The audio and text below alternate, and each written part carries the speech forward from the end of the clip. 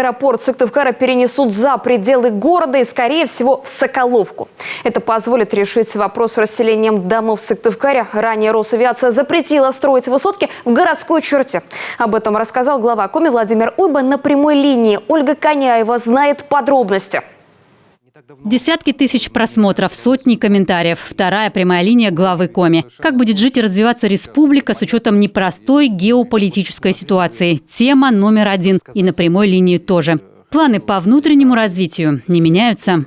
По программе социально-экономического развития, я уже сказал, у нас программа сейчас на рассмотрении в ФАИВах Российской Федерации. Минэк России сопровождает эту работу, и Минэк поддержал нашу программу социально-экономического развития, а это без малого 207 миллиардов рублей дополнительного финансирования из федерального бюджета России. Это создание более 7 тысяч новых высокопроизводительных рабочих мест и, соответственно, дополнительное поступление налогов. Мы рассматриваем сейчас самую низкую планку – более 2 миллиардов рублей дополнительных налогов в год. Новая картина мира, безусловно, меняет многое, в первую очередь для экономики и бизнеса. Но это и новое окно возможностей, подчеркнул глава Коми. В этом плане еще актуальнее строительство ЖД-магистрали Сосногорск-Индиго с выходом к Северному морскому пути и добыча с переработкой на Пижемском месторождении. Решается проблема экспорта продукции лесопромышленной отрасли. Хватит отдавать за рубеж, что и самим нужно. Пора воплотить в жизнь проект с домокомплектами. Жилье и социальные объекты из домокомплектов – это будущее наших территорий, особенно сельских. Для отрасли это понятный и высокомаржинальный путь развития. А еще это возможность помочь братским республикам. Сегодня неонацисты, основная тактика их – это вести бои под прикрытием живого щита населения из домов. И понятно, что когда их выбивают оттуда, да, когда выводят все-таки через коридор населения, то, безусловно, строение в разбитом состоянии.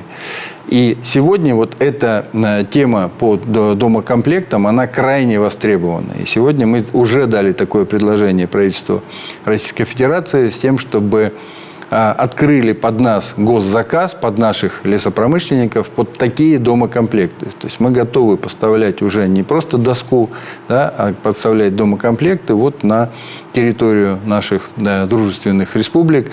Но и нам нужны такие домокомплекты и в республике, и в России. 115 тонн гуманитарной помощи, 80 тонн пиломатериалов. Коми, одна из первых в стране, объединилась для поддержки братских республик. Возглавила работу партия «Единая Россия». Кроме того, регион взялся восстановить коммунальную и социальную инфраструктуру подшефного города Ровеньки. В самой Коми от обстрелов и разрухи укрылись 528 беженцев, из них 160 – дети. Всех приняли родные и знакомые, пункты временного размещения свободны. Для детей ЛНР и ДНР в регионе организована уже вторая университетская смена. Эти дети уже из Донецкой Народной Республики, непосредственно дети, которые находились в зоне боевых действий. У очень многих детей погибли их родные, и это, в общем, совершенно другие детки. Они действительно очень нуждаются в нашей опеке, в нашей помощи, в нашей любви. И вот сейчас эта университетская смена идет в Ухте на базе нашего университета УГТУ. И плюс мы дали такую инициативу принять еще деток в Черноморскую зорьку. В то же время в республике Коми объемы поддержки не сокращены. Все социальные обязательства выполняются. Объемы подготовки к зиме плановые и не сокращены. В родную республику вкладываем еще больше. Рост поддержки сельскохозяйственной отрасли на 40%. По всем направлениям. Увеличено финансирование дорожного строительства до 8,5 миллиардов. Точечно внимание на школьные маршруты. Пересмотр программы газификации в сторону увеличения. До конца года голубое топливо зайдет в 6 населенных пунктов и 7 котельных, и почти в 3,5 тысячи домовладений. Увеличили и социальную субсидию на оснащение домов газовым оборудованием. На это пошли немногие регионы. Сегодня вот эта комплексная задача, и мы именно так к ней подходим. Не просто подвели трубу к дому, да, и говорим, дальше ваша забота, ничего подобного. И президент страны говорит, нет. Значит, задача «Газпрома» и задача региона – завести газ в дом без взимания средств домовладельца. А вот дальше, да, дальше уже обвесить оборудованием. Либо вы помогаете, да, вот то, что мы и делаем, либо там это берет на себя уже домовладелец. В новом отопительном сезоне больше 2 десятков котельных начнут работать на пеллетах и брикетах. А на создание нового производства биотоплива республика дает подъемные 30 миллионов. Так уходим от мазута и угля и переориентируем экспорт на внутренний рынок. Есть договоренность с лесопереработчиками и о строительстве домов в столице Коми, экологичных и долговечных. Переселение из ветхого жилья продолжается. В перспективе программа комплексного развития Сыктывкара. Район улиц Оплеснина, Октябрьского и Катаева. Что нас сдерживает? Сдерживает то, что у нас внутри города аэропорт.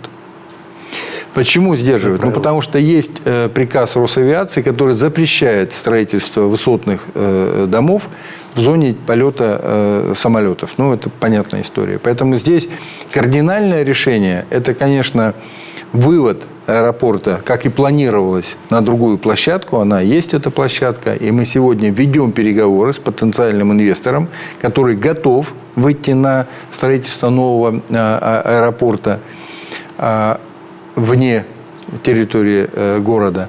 Социалка – одна из ключевых тем. В разы больше средств на ремонт образовательных учреждений. На оснащение больниц аппаратами МРТ и КТ нужен миллиард. Республика ищет ресурсы. По нацпроекту возведено 11 ФАПов. Часть уже принимает пациентов, еще 5 в стадии завершения. Строительство не без проблем. Почти везде проектом было заложено привозное водоснабжение, но санпины изменились. Пришлось вложиться в сооружение автономных источников. Это отбросило всю работу на год. В Бриколанске, Колве и Раеле достраивают ФАПы новые подрядчики. Такая же история с инфекционной больницей. Сегодня уже мы выходим на примерно стоимость этого объекта 2,5 миллиарда, при том, что 1,6 миллиарда – это деньги республики. И только 0,9 – это деньги федерации. То есть мы идем сегодня на колоссальные затраты с тем, чтобы объект все-таки запустить в работу. Да, сделать и запустить. Значит, вот я сказал, до апреля 2023 года у нас первый этап изменения в ПСД и изменения в сводно-сметный расчет. И далее наш подрядчик, причем это был не наш подрядчик, который сошел с дистанции, не республиканский. Сегодня наш подрядчик, по-моему, Тетрастрой, который будет выполнять уже строительно-монтажные работы, и он их выполнить должен до конца, до 31 декабря 2023 года. В этом году провели все районные праздники и фестивали. Столетие, празднование которого перенесли на этот год, начнем отмечать с 16 августа на площадках всех муниципалитетов. 22 августа будет снова выходным днем. Шоу-программа на Стефановской площади. Ветеранам, тем, кто стоял у руля создания республики, тем, кто внес огромный вклад в сегодняшнее наше состояние и благосостояние, огромное спасибо и низкий поклон. Ну, а молодому подрастающему поколению поддерживать те традиции, которые в республике огромные вложения сложены, потому что от вас, от молодежи зависит следующая страница в истории республики, 150-летняя, да, страница. И ее нужно написать сегодня, написать вам с добрыми делами, отличной учебой.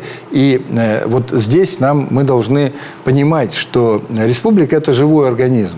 И от того, как мы будем заботиться об этом живом организме, так и будет республика дальше жить. В регионе отмечается рост случаев ковида. Владимир Уйба попросил жителей Коми быть внимательнее к здоровью. Ольга Коняева, телеканал Юрган.